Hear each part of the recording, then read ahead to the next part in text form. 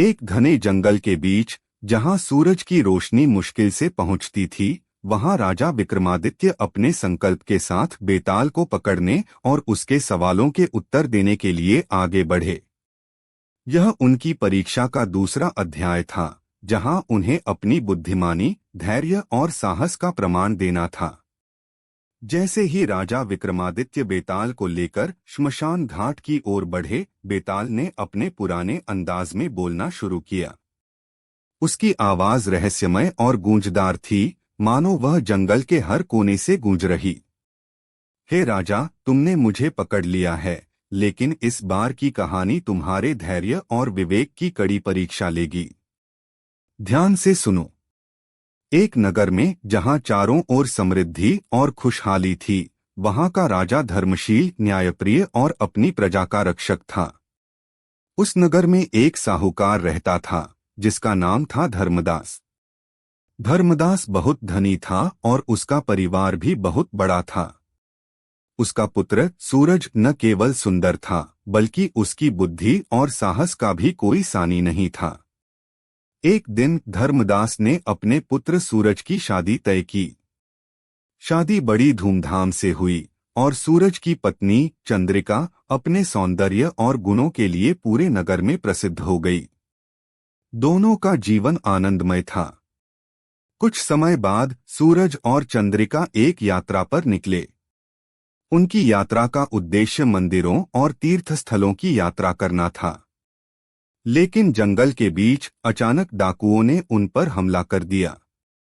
सूरज ने बहादुरी से लड़ाई की, लेकिन वह डाकुओं से घिर गया। चंद्रिका ने अपनी बुद्धिमानी से स्थिति संभाली और अपनी जान बचाने के लिए एक योजना बनाई। उसने डाकुओं के सरदार से कहा, मेरे पति को छोड़ दो, मैं तुम्हें हमारी सारी धन दौलत दे दूंगी। सरदार ने उसकी बात मान ली, लेकिन एक शर्त रखी कि वह चंद्रिका को भी अपने साथ ले जाएगा। चंद्रिका ने अपने पति की जान बचाने के लिए यह शर्त मान ली। डाकू चंद्रिका को अपने साथ ले गए, लेकिन सूरज इस अपमान को सहन नहीं कर पाया। उसने प्रतिज्ञा की कि वह अपनी पत्नी को बचाएगा। सूरज ने अपनी बुद्धि और साहस का प्रयोग करते हुए डाकुओं के ठिकाने का पता लगाया और चंद्रिका को वहां से छुड़ाया। जब दोनों सुरक्षित अपने नगर लौटे, तो सूरज ने चंद्रिका से पूछा, तुमने मेरी जान बचाने के लिए डाकुओं के साथ जाने का फैसला क्यों किया? चंद्रिका ने जवाब दिया, क्योंकि मैं तुम्हारी जान को अपनी जान से ज्यादा महत्वपूर्ण मानती हूँ। पति का जीवन पत्नी का सबसे बड़ा कर्तव्य है। अब हे राजा विक्रमादित्य, तुम्हें यह बताना होगा कि चंद्रिका के इस निर्णय को तुम सही मानते हो या गलत।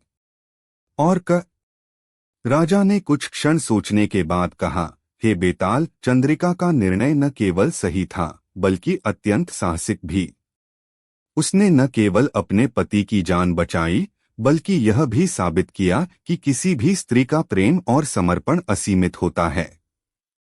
पति पत्नी का संबंध विश्वास और त्याग पर आधारित होता है। चंद्रिका ने अपने पति के जीवन को प्राथमिकता देकर एक आदर्श प्रस्तुत किया। राजा के इस उत्तर को सुनकर बेताल ने जोर से हंसते हुए कहा, तुम्हारा उत्तर सही है, लेकिन इससे मेरा बंधन टूट गया। मैं फिर से पेड़ पर जा रहा हूं। अगर हिम्मत है तो मुझे फिर पकड़ो। यह कहकर बेताल उड़ा और उसी पुराने पेड़ पर जाकर लटक गया। राजा विक्रमादित्य ने अपनी तलवार संभाली और फिर से बेताल को पकड़ने के लिए आगे बढ़े। राजा विक्रमादित्य की यह परीक्षा केवल उनके साहस की नहीं थी, बल्कि उनकी बुद्धिमत्ता और न्यायप्रियता की भी थी। बेताल की कहानियां उन्हें बार बार सोचने और विवेकपूर्ण निर्णय लेने के लिए प्रेरित करती रहीं। इस बार भी राजा ने अपनी समझदारी से उत्तर दिया, लेकिन बेताल को वश में रखना अभी भी चुनौतीपूर्ण था। राजा ने अपने संकल्प को मजबूत किया और आगे की परीक्षा के लिए खुद को तैयार किया। क्या वह बेताल को वश में कर पाएंगे? अगले अध्याय में जानेंगे।